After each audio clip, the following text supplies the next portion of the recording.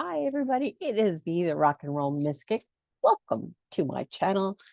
Today is day 11 of the 12 days of Jewel. I don't know. Words are not my friend today. So I apologize right up the bat that my words may not come out smoothly. Weird brain day. But yes, today is day 11 of the 12 days of Yule. I can't believe it's almost over. I can't believe it. And I did it every single day. Um, I, yeah, this is like basically the foray into my YouTube channel. Hopefully it brings inspiration to people and helps me get out what all this stuff that's up here in my brain that needs to come out. And I'm really glad that Ivy put this challenge for us all to do this hashtag. So today is self-care, winter self-care ritual. I'm going to do this a little bit different because I personally don't have any real rituals that are specific to this time of the year. But what I wanted to talk about is mainly the importance of self-care in my life. Pretty much most of my adult life.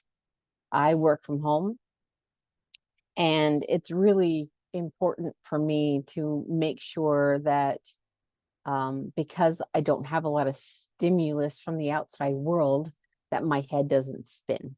I have ADHD, and all you neurodivergent people out there know that when your head spins, it spins. And sometimes it's really hard to stop that. So my self-care is very much specific to helping me get through my day. So I do a little bit every single day, which is why I can't just give you one thing. I'll give you a couple things that I do that are very specific to my mental health. But I have been, just to give you kind of a nutshell, most of my adult life, I've been ill. It started when I was 18 years old. I had pneumonia, and for 20 years after that, I had chronic bronchitis, chronic pneumonia, asthma, all of that stuff. And it got to the point where it was getting out of control. And not only that, when I hit my 30s, my ADHD kind of went through the roof. So the majority of my 30s were trying to get a handle on me and trying to break out of this always sick and tired, out of that cycle. I wanted to get out of that cycle so bad. Because in my 20s my 20s was really hard years. So not only was I dealing with all of these bouts of bronchitis and pneumonia and asthma attacks and all of that stuff, I also had a lot of other things that happened. When I was 24, I nearly died of an asthma attack, and and like, I don't know, a month after I got out of the hospital for that, I ended up having all of these pains all over my body. And I went 2 years thinking that I may have MS, because the following January of me having these weird pains and sleeping so much, I mean, I had chronic fatigue syndrome. So like there were days where I was sleeping 21 hours a day. Like I just slept. I forced myself up only to go and spend an hour with my friends and then come back and go back to bed until work. And then when I worked, I had to live on a liter of Mountain Dew a day just to get through the day. And it was miserable. But that January, when I was 25, I ended up going blind. And in my left eye. And so I had optic neuritis in the hospital again. And from that point on, they were almost convinced that I had MS. Turns out I didn't. 2 years after that, when I was 27, I was diagnosed with fibromyalgia. So that was my 20s. In my 30s, my ADHD got so out of control. I started trying to figure out ways to make my life workable, because I was dealing with a lot of paralysis. I was dealing with a lot of depression. A lot of frustration, a lot of everything. And so basically my entire adult life has been about self-care. And what happened is when I turned, right before I turned 40, I guess I had a mini midlife crisis or an early midlife crisis. I don't know what it was, but it was right before I turned 40, and I broke. I broke. I was like, I'm done. I can't do this anymore. And in the meantime, I had been, I had lost a lot of animals, and I had to do the, transition stuff that I had talked about in the previous video. That was kind of when my death doula work started, because I had hospice care all the time. I think for 6 years, I lost at least one cat a year, because they were 17, 18, 19 years old. I'd had them for so long, and now they were all like, as my husband likes to say, they were going like light bulbs, one right after the other. And it was really, really hard. Not only was I dealing with fibromyalgia, dealing with the ADHD, dealing with all of this stuff, with the animals and their health care, I broke. And I didn't have like a nervous breakdown or anything, but when my Saki Sue passed away, I had been working in retail as a framer, and because of her sickness, I had been late a few times. Well, she passed away, and I was late that one last time, and they had to let me go because I had too many demerits or whatever against me. And that was the turning point, because when I was in the office getting let go, and I'm grateful they didn't fire me.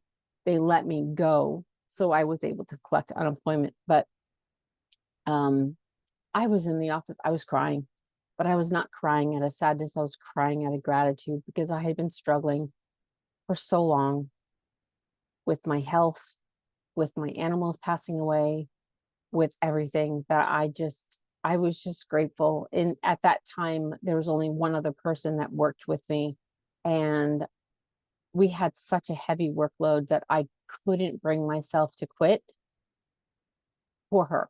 Like, I couldn't do that to her. That was just too much work for her. And when they let me go, that decision was taken away from me. So I was grateful for that. I literally thanked them for letting me go. And that started my biggest self-care journey, because at that moment, I decided I was no longer going to work for somebody else. I was no longer going to try to force myself to live in somebody else's time schedule. And because I was, again, getting pneumonia and getting bronchitis, it was towards the end. Like, I couldn't be at a job for more than 6 months before I got pneumonia. It was awful. My body just was not accepting of the 9 to 5 or the 11 to 7 or that type of schedule. It just wasn't. So like, I would get a job, and 6 months later, I'd be sick all the time. And so at this point in time, I was sick again. I had just gotten over pneumonia. I had bronchitis again. And I said, you know what? I'm just going to let my body heal. So I told myself that I wasn't going to work for anybody else. And I wasn't going to use an alarm clock anymore, at least for the time being. I was going to just let my body heal and see what my body chose. Like, what was my body's schedule? what is the time schedule that it wanted to maintain a healthy body. And that's what I did. So I didn't get a job. My husband was very supportive. I didn't get a job, and I just worked on healing myself. And when I first started this journey, I was sleeping at least 10 hours a night. And I had to sleep at least 10 hours a night, because if I didn't sleep 10 hours a night, I would end up getting sick. So, or I would start feeling like I was going to get sick. And I made that clarification, and I'll explain why in a little bit. But I had to sleep 10 hours. And when I sleep, I don't move. I'm like a log. That's it. I'm out. And that was how it was. And so over the years, I went from 10 hours of sleep to 9 hours of sleep to 8 hours of sleep to now I can actually coexist on 7, which is normal. And that was huge. From having 20 years of being tired all the time, and that the last half of my 20s sleeping 21 hours a day and not being able to function in normal society, it was huge. And I just lost my train of thought. I apologize. But yeah, it completely changed my life. Back to the starting feeling like I was going to get sick. The reason why I made that clarification is because when I made that change in 2009, I have not had pneumonia since. So from 2009, I have not had bronchitis. I have not had pneumonia. My lungs have healed themselves. I no longer have asthma. And the only time I've been sick in those, I don't even know how many years that is. I don't feel like counting, but I guess it's like 15 something years. I don't know. I have only been sick 3 times, and that was with COVID. That's it. And even when I had COVID, it wasn't in my lungs, which is huge. Absolutely huge. Going from living most of my adult life ill, that changed everything for me. And what's happened so far in this, I'm in my 50s now. What has happened in the last 5 years is, I've healed my lungs. And in my 20s, I also had a liver issue. I healed my liver. That was done. I still had the fibromyalgia. And that was fine for me. But my gut was not happy. So I started doing a lot of different things to try to heal my gut. I first went, I tried to go raw vegan, and that caused my hair to start falling out. I was like, okay, that's not good. So that only lasted about 3 months. And then I just tried to, tried Weight Watchers a couple times, and I kept trying different things to try to heal my gut. And this past year was the pinnacle of, what I would consider success. So back in the spring, I started this eating plan, and it's not a diet. It was an eating plan because I was eating lots of foods, but it was an eating plan, and it was geared. The group that I was with, they called it Eat Like a Human, and basically no processed foods, no nothing. And there were different steps. So there was like 4-week steps, or 4 weeks of different steps. So the first week was to fix the microbiome. And then the second week was to give the pancreas a rest. And then the third and fourth weeks were to try to slowly bring back some food. So it was almost like a pseudo elimination diet, but it was kind of like a spiral elimination diet. It wasn't like all out and then bring in. It was more like, let's try this, let's do this, let's do this, and let's start adding. And so I was doing that. And all of a sudden, my gut started feeling great. And when it got to week 4, because of where I was just told to continue with the week 3 and week 4 plans and just keep eating that until you start to feel better. And I did that. Then I got lazy and I stopped making my vegetables. And that was big. That was big. And I'm going to say something here that maybe some of you guys, it might hit you wrong, or it may go against your gnosis, but this is what my body has chosen for me. When I started to eliminate plants from my diet, my gut was like, yeah, it was happy. Turns out that plants were trying to kill me.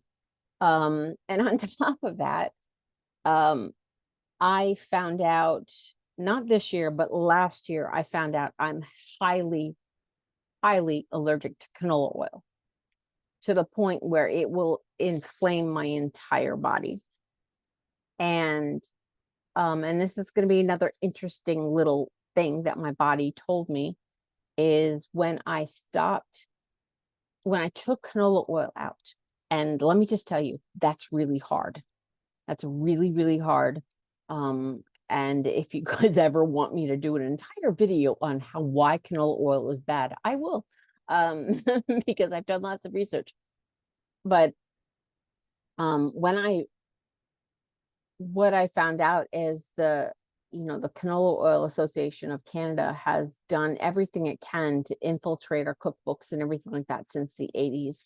And canola oil is one of the most toxic oils that a person can put in their body. It's made with the rapeseed, and the rapeseed is a highly toxic seed. And don't let anybody tell you that it's omega-3, because it's not.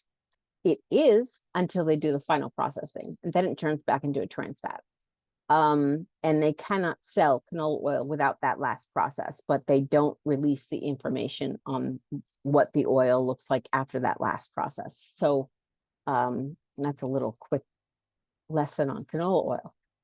But what I found as I was trying to heal myself, and it took me a year and a half to heal my gut from my canola oil allergy, my fibromyalgia went away. So what my body was telling me was my pains and all of the stuff that I was dealing with, and I thought was based on fibromyalgia since I was like 28 years old, was due to canola oil. And since I have removed canola oil out of my diet, my fibromyalgia has gone. It's gone. So I don't know, take that for what you, I don't know if you're eating canola oil, but there's a lot, my personal belief when it comes to, my illnesses is my illnesses were 100% connected to my lifestyle and my diet. I mean, feel that in your life to see if that's something that you want to explore. I think a lot of our illnesses that are coming up over and over and over again are basically accumulated toxins in our body. But I'm not going to get into that, and this is going to be a really long video if I do that. But so I removed that. I removed pretty much as many seed oils as I can. I try to stick with just soybean oil and olive oil. And I feel amazing. And I'm kind of hemming and hawing telling you I'm a carnivore now. Because of my physiology. I'm not saying this is good for everybody. You have to feel how it is. I think some people on this planet just do better. I had tried the vegan, I tried vegetarian, and I was sick all the time. I'm a carnivore. And I know that if I have a holiday dinner where and my in-laws are wonderful. They always cook food that I can eat. Because I also can't do dairy and I can't do gluten.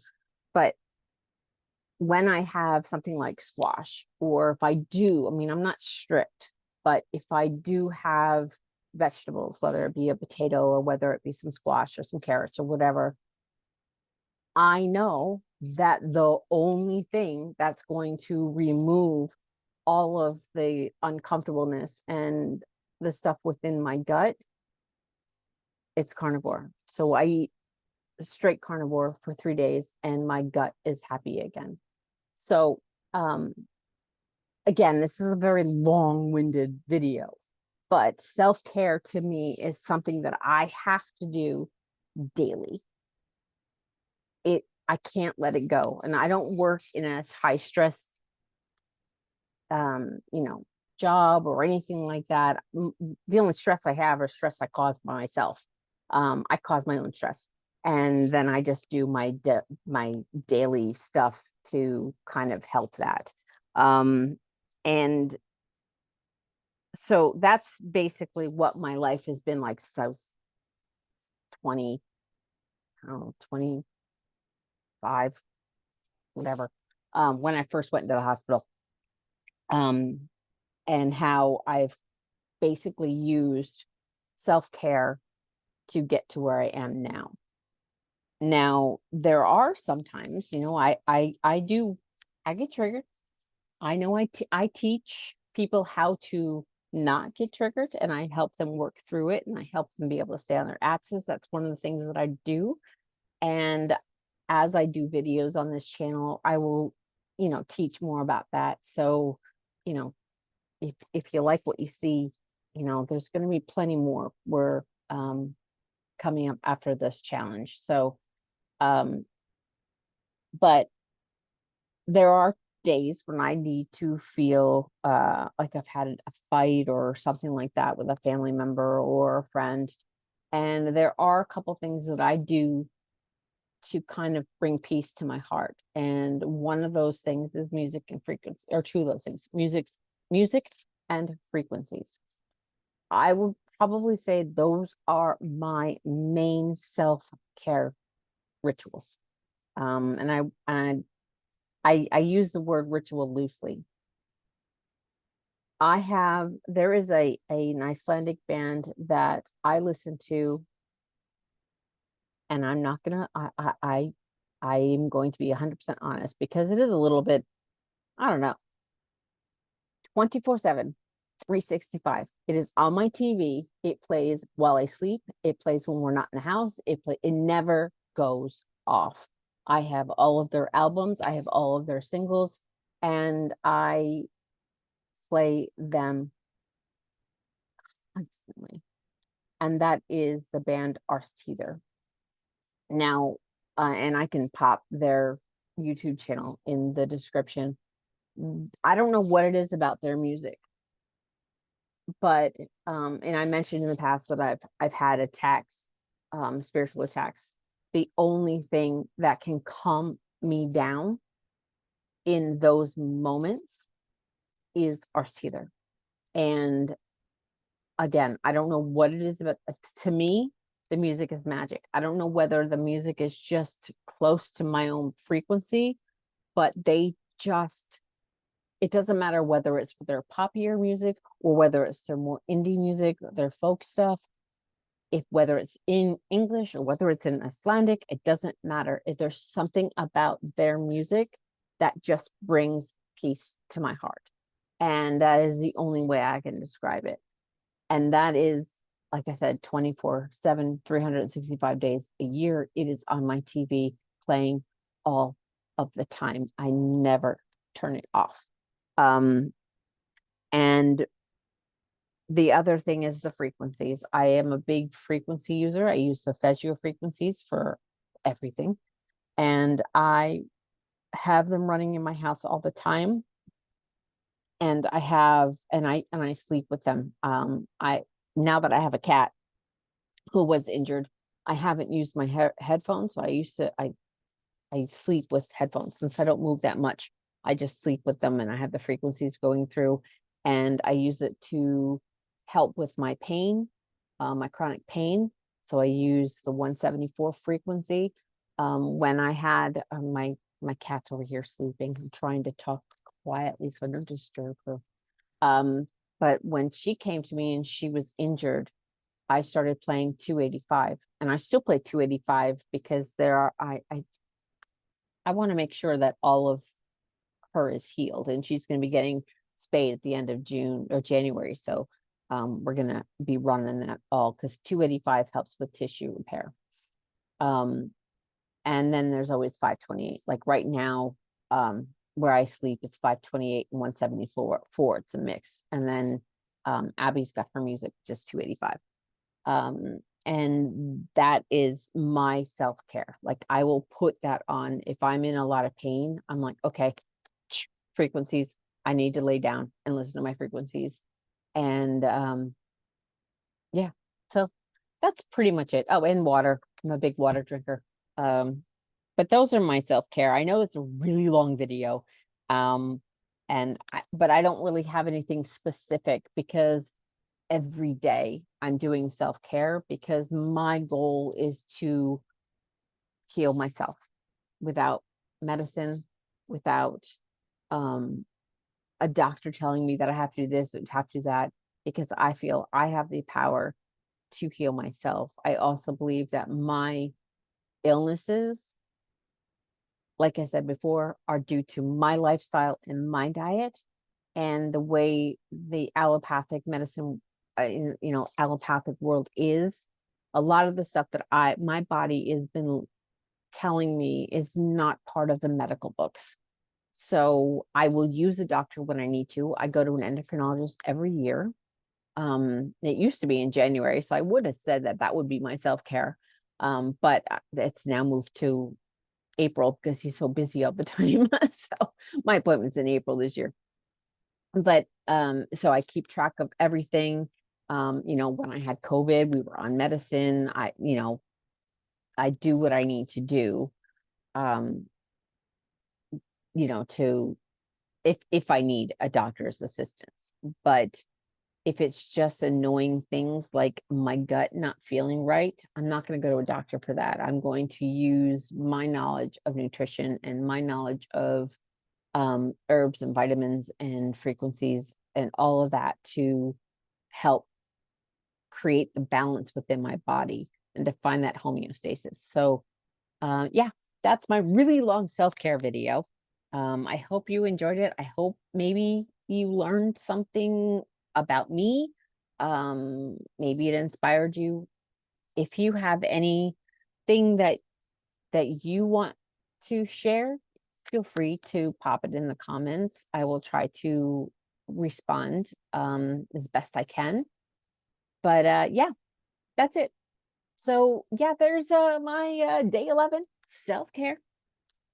And tomorrow is the last day, and I'm kind of sad because it's been so much fun. I've met so many great people and great content creators, and it's been really cool. So thank you, Ivy, for doing this challenge. I think it was a phenomenal success for a lot of us. And I will see you guys tomorrow. Bye.